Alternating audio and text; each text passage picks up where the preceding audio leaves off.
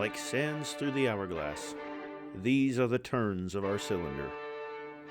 Welcome to CBRX Season 4, Episode 6, Shifting Sands. Willkommen, bienvenue, welcome, im CBR, au CBR, to CBR. It's time for another journey to the cylinder to check in on our favorite goofballs and their horrifying cycle of blood sport and murder.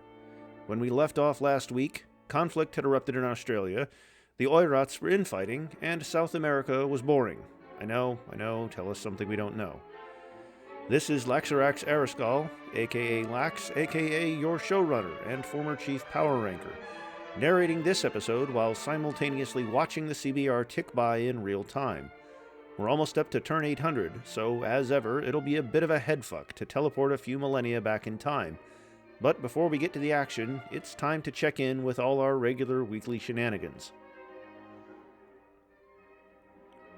Explosive Watermelon, whose tireless coding is a huge reason as to why this game is running at all, is embarking on a project to draw all of the X4 leaders.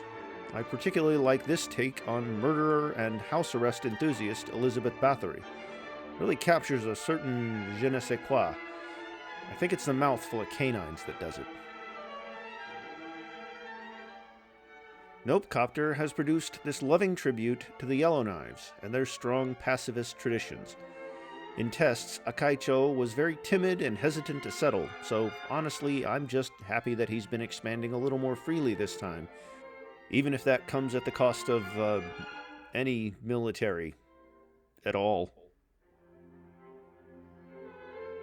Here's where I should tell you to donate to the Ko-Fi, but honestly, in all the time I've run CBR, I've never received a coffee or coffee allowance from Koyat, so I think it's all a scam.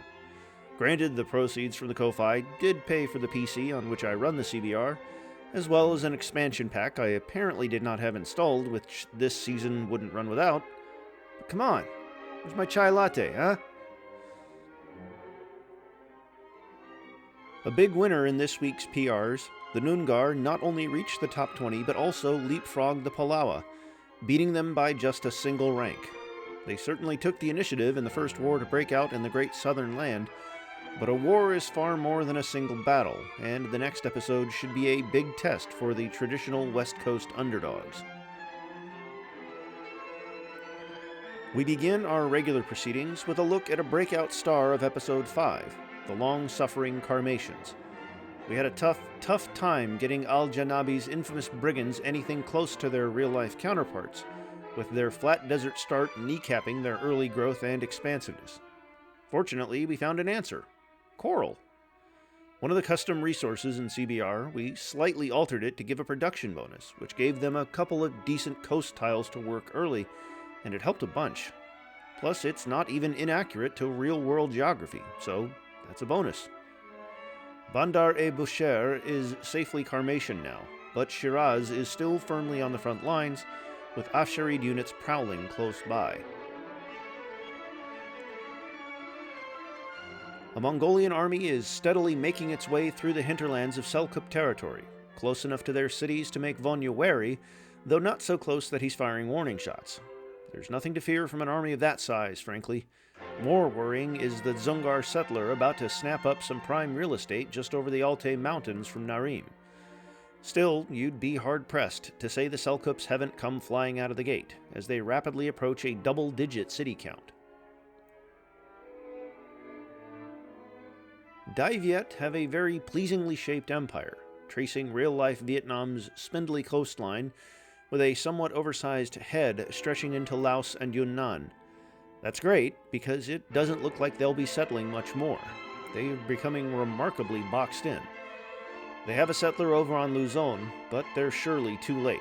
There are no available city spots on the northern half of the island, and Siam looks sure to eat up the southern half soon.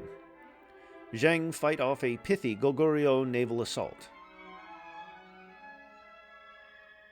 The fight for the outback rages on as the Palawa begin a renewed offensive, in prime position to retake Meiteem while a sizable fleet blockades the port of Pinjara. But the Noongar still have the definite advantage on land, fielding a good number of their unique spearmen, which don't function all that different to regular spearmen, just free pillaging and cloning any captured civilians. They should be able to ensure both frontline cities will eventually be settled in their favor, the real test being if they can progress the war to Kriwa. Oh, Gushi, why? The benevolent holy leader of the Khoshut people make another generous offering to their Oirat brothers-in-arms, with Gyangtse only a warm-up gift for their true sacrifice, the grand city of Lhasa, right in the heart of Khoshut territory. Usually, when a civ gives away a random core city in a peace treaty, it just becomes a casus belli for a future reconquista.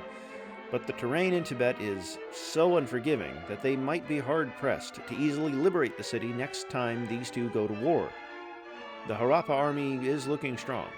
I promise, I'm not gifting them extra units. Tecumseh will be thankful that war is something that's happening around them at the moment, keen to fulfill Miserdej's prediction that Shawnee will not be the first to die, damn it. Instead, they watch on as the Osage continue to fight off threats from east and west, as the Pueblo hold fire while the Seneca engage in Kentucky.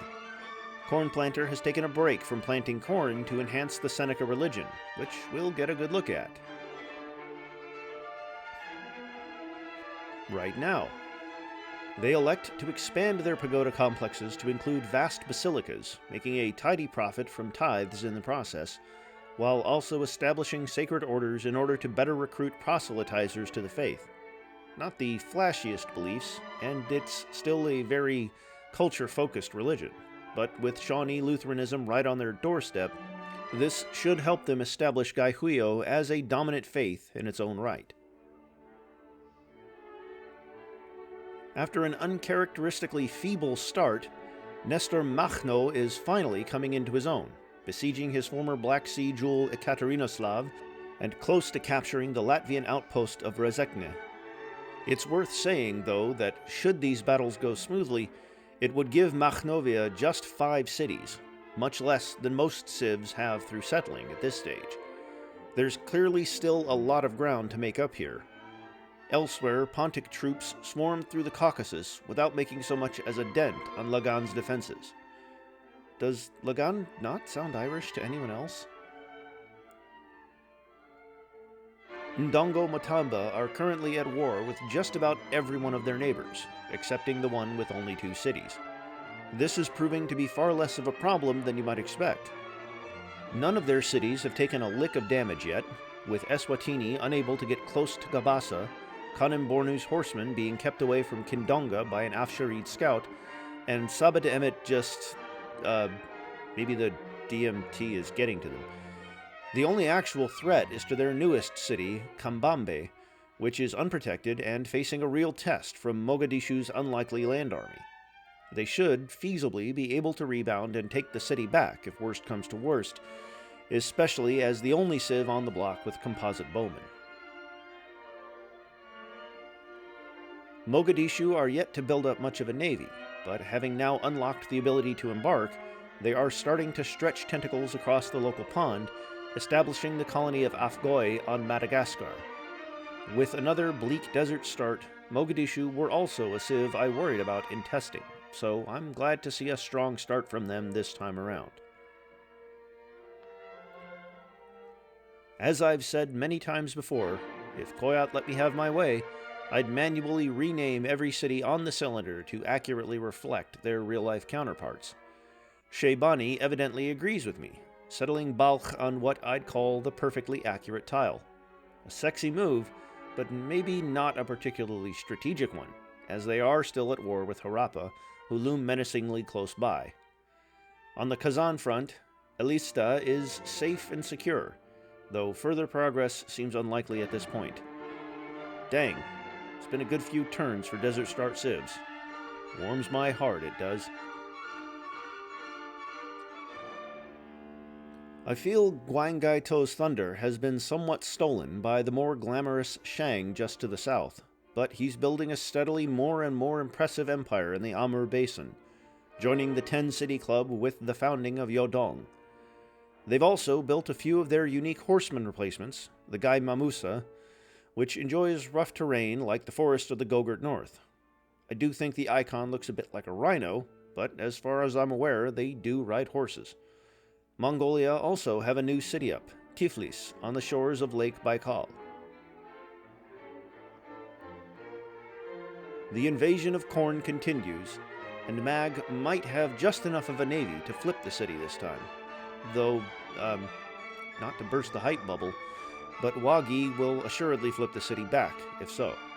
Kudarat just doesn't quite have the firepower to win a prolonged flip fest, so Kuno will likely be the only spoils he takes from the war. Bolim's revenge might come through sneakier methods, as a Wagi settler makes its way up the Philippine coast.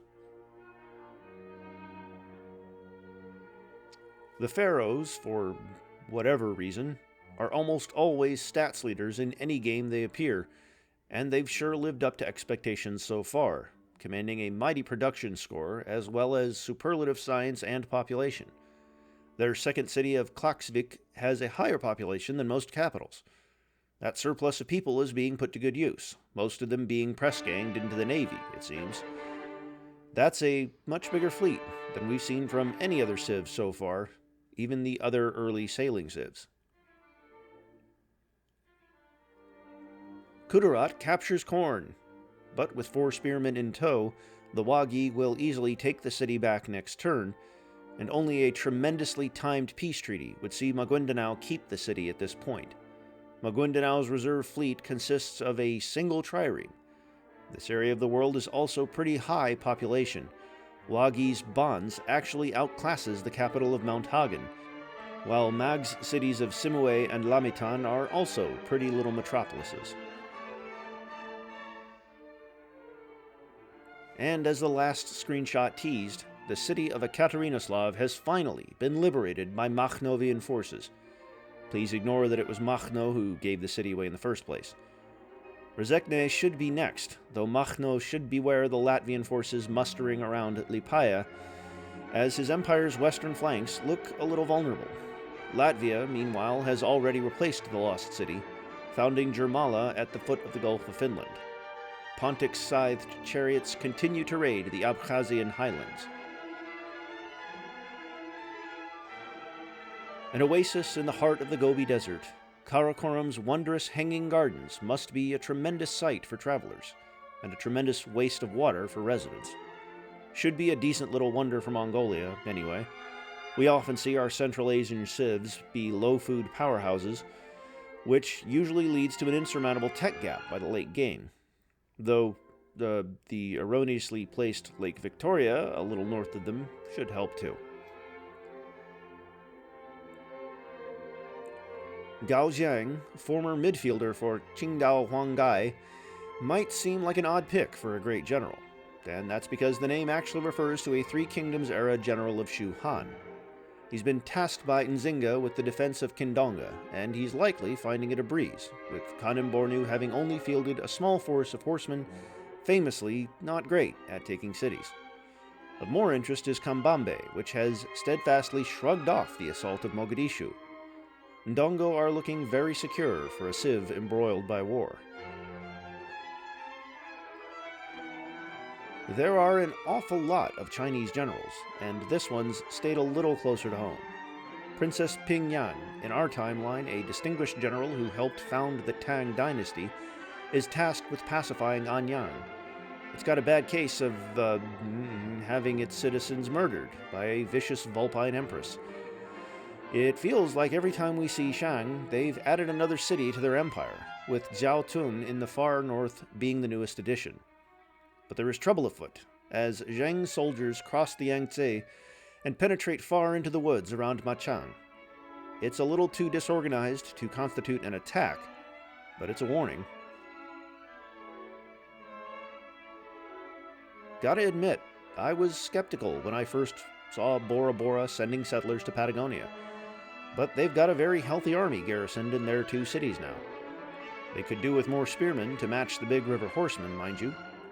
With that said, their war seems like a bloody stalemate at the moment. I'm disappointed in Rio Grande. They were very expansive in most of the tests we ran, but they've been completely outsettled by Tiwanaku and New Holland this time around. The Tehuelche being disappointing is a little more predictable, but they do at least have another settler out. Yagan means business. The Palawa counteroffensive on May Team is brushed away, and Noongar forces now close in on Kriwa.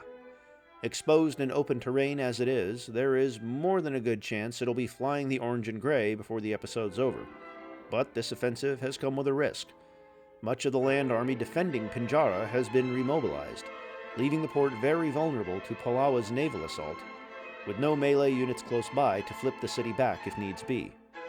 I think it's worth the gambit, though. It wouldn't be hard to redirect the army back to Pinjara after taking Kriwa, and an already damaged city wouldn't be a difficult capture. The Pueblo make white peace with the Shawnee, disappointed, I'm sure, to find Tecumseh has no spare cities to give away in the treaty. Pope's Pueblo are still at war with the Osage, though but for a small skirmish outside Ni-Oshode, you'd be hard-pressed to tell. Despite early successes there, they backed off from Mohe-Agra. Their unique bowman, the Lada Kwe, is up and running. Its most pertinent bonus is a bonus against wounded units. There's often a lot of those about in a CBR, you know? As was inevitable, corn falls back to the Wagi. Magi could certainly flip the city back, though I do think it will likely end the war in the beautiful plum shades of Wagi. Mag and Wag are both civs that tested very well, which made me a bit nervous, to be honest. We just had a winner from this area. Could another one be anywhere near as special? Would it cheapen Timor-Leste's achievements? Though it looks like they're both tiring each other out this time around. Latvia improbably kept hold of Rezekne a little longer, but it's surely only a matter of moments now. They're already preparing to replace the city, mind you, with settlers scouting out the northern reaches of Russia. They might have to watch out for the Finns, who have their powerful bowman UU online, the Cowline and Huntress. When these gals damage great people or naval units, it damages every other enemy unit of the same type. Nasty. They could tear apart a whole navy with just a couple of units. Not to mention that when stationed on coastal hills, they get to attacks. Burgundy have come out of a series of wars rather less scathed than we anticipated. They could do with blitzing those English cities in Normandy before the English navy is powerful enough to turn that campaign into a flipfest. At the moment, England can only spare a couple of triremes to raid the northern Visigothic coast. Burgundy have finally built a coastal city, mind you, with Amiens, though I still wouldn't fancy their chances on the high seas. The Romans also have a new city up, finally settling the south of the Italian peninsula, before Sierra Leone could forward settle them there too. Trajan has a very, very low bar to clear to become the best ever Roman Empire the CBR has ever seen, and I still don't feel confident saying he'll manage it. The Singulares, their horsemen UU, have a neat teleporting ability that I'm not convinced the AI will know how to use, and its other bonuses all pertain to barbarian encampments, so that's a shame. Nice colors though, as if we didn't have enough purple civs. Ooh, this is nasty. Inevitably top 10 Kazakhstan, recently voted the most disliked civ of the season for some reason, strike a blow on Bukhara, descending their huge army of spearmen directly onto a virtually defenseless Herat. This could end incredibly sourly for Shaybani, whose remaining army is spread very thinly across his emirate. If that Afsharid empire hanging around the Caspian were to join in, this would be a bloodbath. As it is, the invasion is survivable, though probably not without concessions. Makhno is officially up to 5 cities for the first time, conquering Rezekne. But he's taken so long to do it that Ulmanis has actually mustered a counterforce, with a decent enough composition that a quick reconquest looks likely. This war is far from over, though, with both nations having plenty of reserves for the long fight ahead. Is it just me, or has Kazan beefed up a little in recent turns? Accidental Lake Victoria, decent band name, has been claimed, but not by Mongolia. Out of nowhere, the Dzungars have snuck 2 cities underneath the Mongolian army's noses. The terrain here is rough enough that I think they could reasonably hold on to them for a while. Blue is blue, I suppose. Mongolia's army seems incredibly understaffed, but to be honest, no one nearby looks like a threat at the moment. European civs must be looking on in deep envy at this blissful safety. The Zhang army rampaging through Henan province has been defeated, no thanks to Manfred Snoopy versus the Red Baron von Richthofen, who's been holidaying on the Yellow River for the duration of this war. Not that his talents as a flying ace are likely to be of much use in an era before gunpowder. Shang may be big, and damn are they big, but they've really only concentrated an army in their core, and any sudden movements from the Mongolian nations to their west would be a little frightening. Even the Koshuts might fancy a shot at Dawanko. I'm not entirely convinced Kudarat is aware that islands north of the Visayas exist, as Siam claimed the southern half of Luzon. Bad luck, Daiviet. To complement the Zheng outpost of Taizhou founded last episode. The city's very exposed to a naval attack, which Siam currently are completely ill-prepared to ward off, so I doubt it will remain in Rama's hands for long. In fact, there's an awfully suspicious Singaporean fleet sailing up the coast of Cochinchina as we speak.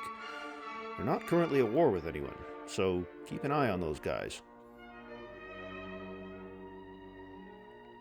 The Osage start to turn a defense against Puebloan forces into something of a counterattack. But it's a bit of a bluff. They haven't got nearly enough reserves to sustain an attack long enough to actually make territorial gains. To the north, damage numbers remind us that the Crow and Yellowknives are still at war. It can't be all that interesting, given I apparently didn't take any screenshots of it. Joe Crow's also got a settler roaming Ontario, probably confused as to why all the street signs are in Old Norse, if I had to guess. Yagan's gambit is paying off, as Kriwa helplessly surrenders to his mighty force of Gijilborals. But while the Palawa navy has been decimated in the Bight, there might be just enough strength left there to flip Pinjara. Still, look at Tara Norero's land forces. I count 4 archers and a spearman on the mainland. Yagan has nothing to fear from a Palawa fight back now, and can refocus his troops on defending the port city from the last dregs of the Palawan navy. Oh, there's our shot of this war, and much as they were last episode, the Crow forces continue to be a bit confused as to how to go about attacking a city inside Lake Winnipeg. A larger force is just starting to descend on Ndilo, though. It could do some reasonable damage. While the Canadians are squabbling, the Alaskans are spreading, as 2 Thule settlers sail past Ekati Ndi in search of the mythical pharaohs. A quick breather as we look at the religious spread. Most religions haven't left their birthplaces just yet, though Pueblo were very quick off the block to spread their faith across their empire, and both Maguindanao and Iko Iki are getting off the ground. By far the most widespread religion of the classical era, though, is Vietnamese Mahayana, already embedded in Southeast Asia. The Sami faith is virtually uncontested in Europe, and is likewise off to a strong start. In the recent popularity poll, Mamluks attracted almost no interest whatsoever. It's not hard to see why. Look at all that wonderful, fertile land they're completely ignoring. At the very least, they've built another settler, though I will remind you that Shang are currently sitting on 12 cities. Saba have another settler on the go too, apparently due to settle their ancestral homeland of Yemen. Latvia do indeed manage to flip Rezekne, though I doubt this is the last we've seen of this battle. Hungary's intervention on either side of this war would be very tasty, and it's hard to tell, but is Lagan still undamaged? Mithridates, what are you doing? Speaking of flip-flops, Korn is back in Kudarat's hands, for now. Kudarat actually has a catapult back home in Sulawesi, which would be handy for his current war efforts, but it's such a drag moving units across the map, you know? The Wagi are also starting to look a little exhausted, and I think this war will probably be over soon. Nzinga is playing a true game of champions right now, piecing out with her southern neighbors and taking an Indian Ocean port in the process, swindled from Eswatini in the peace process. There are few continents where the frontrunner is quite as pronounced as Africa and Ndongo, and with them now able to focus entirely on their northern wars, this might not even be their ceiling for the episode. Excellent stuff from the leader with the biggest score to settle. Not only is Lagan completely undamaged, the Kalmyks actually have an escorted settler traversing Armenia, apparently unbothered by the massive Pontic army stationed in the area. It's a really baffling show for Mithridates, who has apparently decided to add another failed war to his resume, with a declaration on hapless neighbors the Mamluks, alongside Sierra Leone. Their tiny navy also harasses Ekaterinoslav to no avail. This is pathetic. Elsewhere, the Karmatians have safely secured Shiraz and look to close in on Kermanshah, while Nader Shah's army slowly makes its way back through Parthia to the front lines. And Rio Grande bloodlessly peace out with Mexico, the war I'm sure you were all incredibly invested in the results of. That's disappointing. Singapore do declare war, but not against Siam, which would have been fascinating. Instead, Dai Viet are the targets, whose nearest city, Bac Giang, is just inland enough that Singapore's largely naval-based forces won't trouble it. Dan Hoa also looks to be insulated enough against any incursions. Siam settle another city, though, Ratchaburi, which should prove an important naval base should war with Singapore ever break out for real. As feared, Pinjara is captured by the bloodied Palawa navy, but the nearby horsemen alone could be enough to retake the town. The Noongar do have a navy of their own, too, stationed outside their capital, though it doesn't look like Yagan wants to deploy them, for whatever reason. The Palawa army is so depleted that once Pinjara is retaken, Nipaluna seems like a very credible new target. The balance of power in Australia tends to get decided early, and already it's looking like the first continental power is establishing itself. The Visigoths, meanwhile, peace out with their two irritating neighbors who have raided their shores but not done any lasting damage on the Iberian kingdom. Their Gardingo, a horseman replacement that gets bonuses for being present for city foundations, and which can eventually settle cities of its own, is somewhat wasted in a crowded continent like Europe. With peace with England restored, though, that settler up near Brittany might get a chance to make a home for itself soon.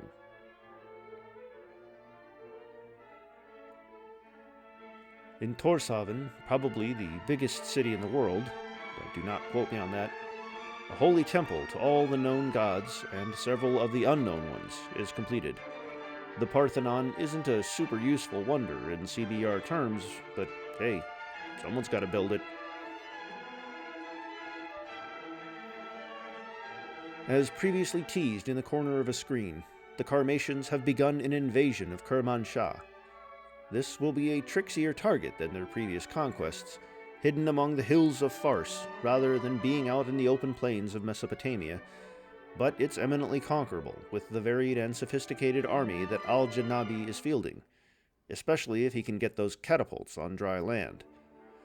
Elsewhere, Harappa sort of descend upon Balkh. Come on, lads, you can do it. And Vijayanagara sends an army, somewhere. Kutch doesn't look like a great place for a holiday, so I assume there's some sneaky business going on here. We'll have to wait and see. Kazakh spearmen start knocking, or prodding, on the walls of Herat. Bukhara really are in a fragile place here. Their bordering cities are largely on flat terrain, and with such a thin defensive force, it's easy to see Kazakhstan ripping through their lands with ease. At least the Afsharids have gone home, and neither Kazan nor the Dzungars are seeking to press home any advantage they might have in their ostensibly ongoing wars. one of the Cylinder's longest conflicts comes to a close as the Pueblo and the Osage finally agree to peace terms, ending the war having ultimately exchanged no cities. It's clear neither side could create a credible offensive anymore, and both nations have more pressing matters. The Osage still wage war against the Seneca to the east, while Pueblo must have noticed the Yellowknife city that's just popped up on the shores of the Great Salt Lake. The Kalmyks and Pontus also make peace. Thank God. As do Rio Grande and Bora Bora. Their powerful armies were better spent unwasted on each other, as bigger fish like Tiwanaku and New Holland loom close. A wise decision for both nations, in my opinion. They're better off cautious allies than enemies. But a horrible decision for my Google map, because their similar colors make them really hard to distinguish, and I was really hoping one would mop up the other. The Tehuelche to the south are certainly not in the business of making enemies, instead declaring friendship with the far-off Seneca. Another somewhat less interesting peace treaty as Saba de Emmet close an apparent diplomatic tiff with Hungary, and celebrate by resettling their ancestral Sabaean lands with the foundation of Tamna. To the north, the Mamluks actually might settle a new city, though not on the Nile, of course, and... Wait, are they actually attacking Pontus? Mithridates, you have so much to answer for. The Dzungars actually look pretty tasty. We've never really seen a sieve from the Tarim Basin look this strong, unless you count the Mojave. They're allegedly still at war with Bukhara, but they don't seem too interested in it. The Khoshuts to the south are keen to cut off any communication that Dalgan Khan could have with his new southern exclave of Lhasa, and have sent a settler to consolidate northern Tibet. Woof. We all love a forward settle, and we've not seen a better one all episode than this one from Maximilian. I actually don't think this is a no-hope or undefendable city, though. Actually, I think it might be a stroke of genius. Ecuador doesn't have any coastal cities on the Caribbean, nor is there a Panama Canal to funnel ships from the Pacific over, so this effectively neuters Ecuador's ability to sustain pressure on Mexico's Caribbean coastal towns. It also probably ensures Mexico could comfortably flip the city time and time again should war arrive. Of course, the Taino might have something to say about that, as they're the only ones with an actual navy in this neck of the woods as it stands. Past me highlighted the Singulares, but I've already talked about them. Oh no. Instead, I'm drawn to that Bavarian settler awkwardly funneling down the eastern coast of Italy, not that there's any space on the peninsula left to found another city. As I'm writing this, the CBR has, in real time, just ticked over to turn 800. A very, very auspicious turn. If you know, you know. Amilcar Barca, the no, not that one, of Carthaginian generals, is appointed to oversee a Khazanian army that is, not doing a whole lot. They're ostensibly still at war with Bukhara, but you certainly wouldn't be able to tell from this image, nor the multiple times we've seen them just out of shot in previous slides. Meanwhile, Rezekne is now firmly in Makhnovian hands, and the Kalmyks celebrate peace with Pontus by getting kinda hench. As some uninteresting peace treaties are signed, Osage Mexico and Zhang Goguryeo, the episode's banner war rages on. No cities have changed hands since we last checked in, but the nature of the war has changed. Yagan firmly presses down on Pinjara now, but Taran has managed to cobble together a few more boats, and suddenly it feels like we might be watching this city flip for some time. On land, though, the Palawa are still spent, so Kriwa is still very much safely in the hands of Yagan. With all of this being said, I wouldn't count the Palawa out just yet. With the foundation of Luyamantun on North Island, they're now up to 10 cities. Were we to assume Pinjara would fall back to the Noongar, that would put the city split between the two rivals at 9-9, and Palawa arguably have the more obvious expansion options, with Melanesia still largely unsettled. Alas, the Karmatians won't be entering Persia proper, as peace is brokered between the two nations. Nader Shah's nose has been really bloodied here, and even with his army descending back through Persia to the front lines, he's done well to stem the red tides. There's certainly been a shift of power in the region, though. It hasn't shifted toward Pontus, that's for sure, even as they found Talaura in Assyria just on the corner of the screen. Are Harappa finally closing in on Balkh? Come on, lads. I believe in you, my babies. And Saba peeks out with another European Shieldistan, this time Burgundy. Ooh, spicy, spicy, spicy, spicy. Shang faces a double declaration of war from the east, as Goguryeo and Iko-Iki put aside their differences to take the local superpower down a notch. Shang's newest settle of Xinjiang looks exposed, but much of the combined army at the moment looks to have clustered in the Yellow Sea, ready to launch an attack on Yanxi. To the south, Iko-Iki and Zhang forces could potentially launch a pincer attack on Anyang, but that city looks much more well-staffed against invasion.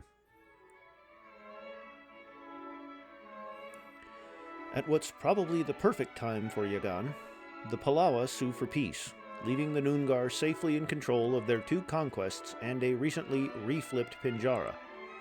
This has been an unbelievable success for Australia's underdogs, and they celebrate the only way a classical civ knows how, enhancing their improbably Christian religion. Well, looks like I might be missing an XML file there. Oops. Alongside the mysterious Torii gates, though, which I assume is a faith-purchased building like all the others, the Noongar take an excellent belief, just war, which would massively help them if they were able to spread their religion beyond their borders. Unfortunately for them, they're in direct competition with the Palawa faith, so that might be tricky.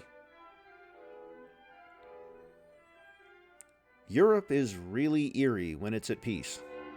Look at all those standing armies, just standing there. Burgundy's newest general, Assyrian King Sennacherib, is surely preparing for the inevitable. There isn't much to separate any of the armies of Europe right now, though frustratingly for Burgundy, England looks to be doing a decent job reinforcing their Norman colonies.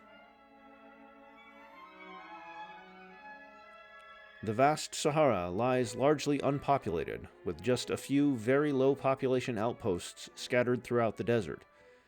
But one patch of the Alawite Desert has some sort of military buildup going on. It's not really clear where they're headed yet, but I wouldn't be surprised to see war declared and battle come down sooner or later.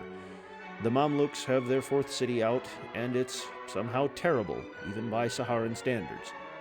But Nile remains vacant. Suddenly, war engulfs Europe, as Hungary faces invasion from, the Ume Sami and the Karmatians, never mind.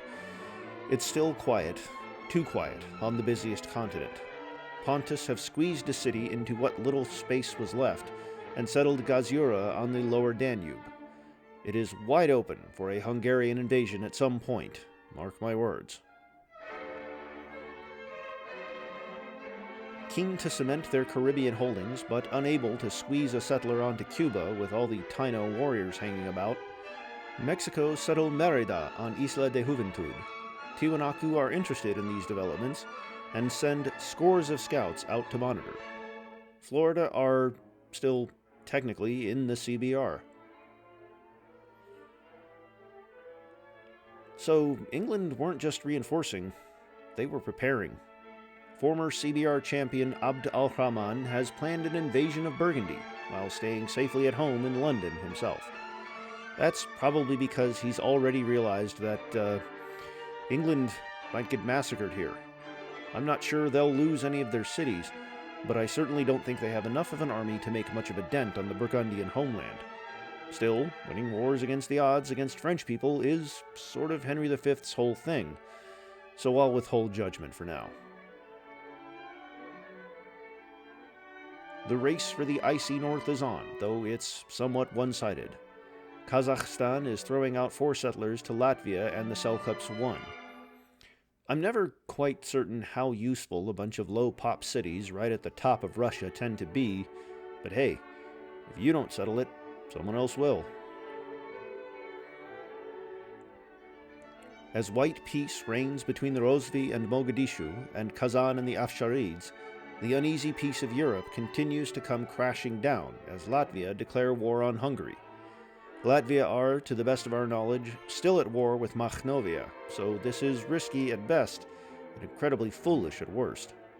Neither side look to have made an approach as of yet, mind. We shall watch on with interest.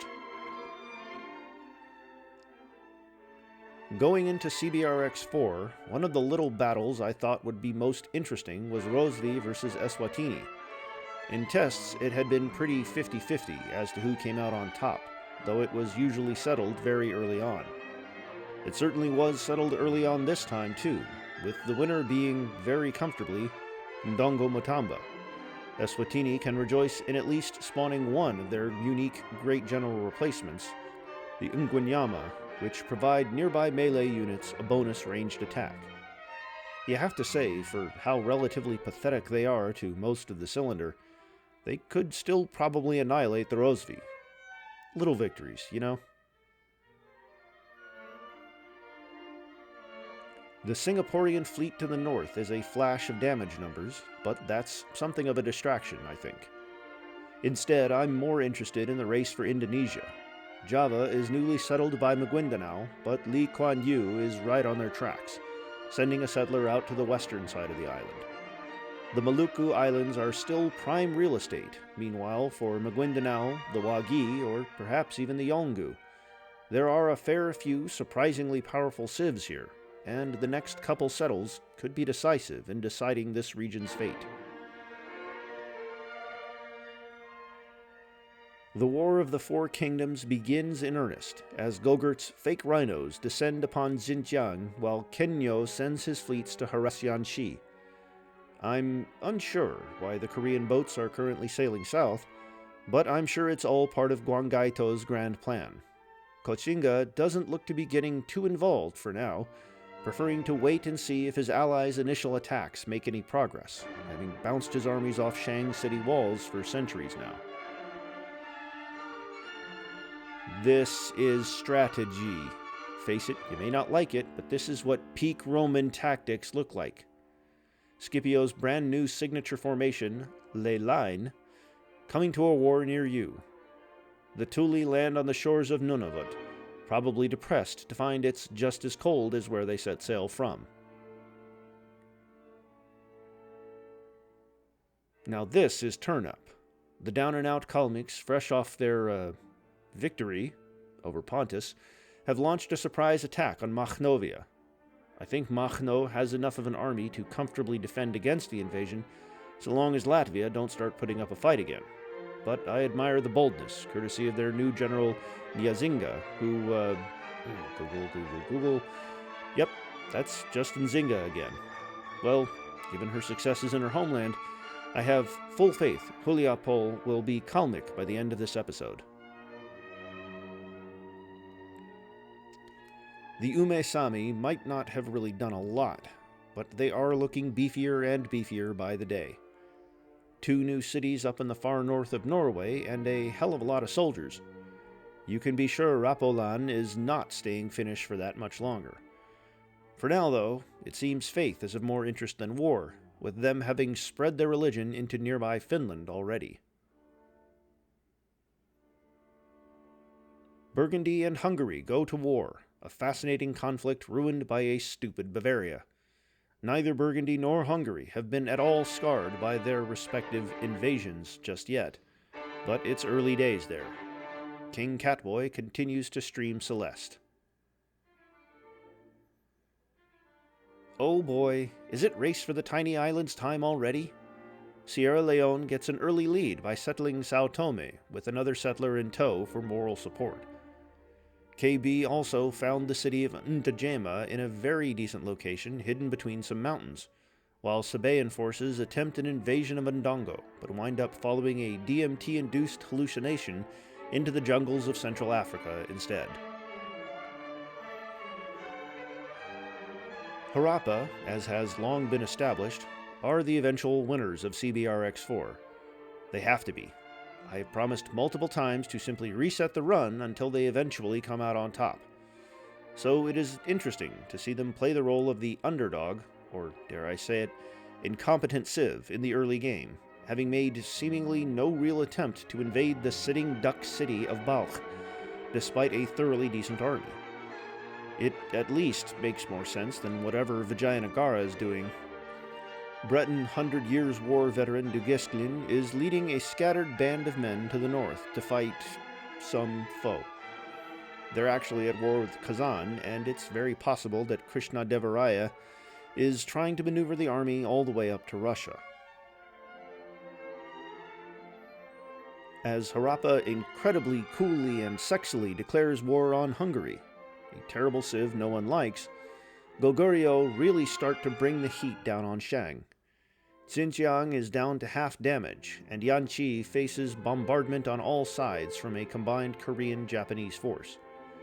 Shang have possibly overextended themselves a little as their decently sized army is struggling to reorient itself in time to defend against this twin-pronged attack. Still, even losing 2 cities would put them comfortably ahead of most other civs on the cylinder by city count. As Mongolia and Kazan kiss and make up, Kazakhstan throws out an equally uninteresting war declaration on Makhno, but more interestingly, starts to wear down the walls of Herat. I think this city will take a few flips to secure, but Nazarbayev absolutely still has the upper hand here. A Dzungar army is starting to move too, possibly set to descend on Turkestan. Bad vibes for Bukhara all around. Osage and Rio Grande broker much-awaited peace as New Holland enhanced their religion.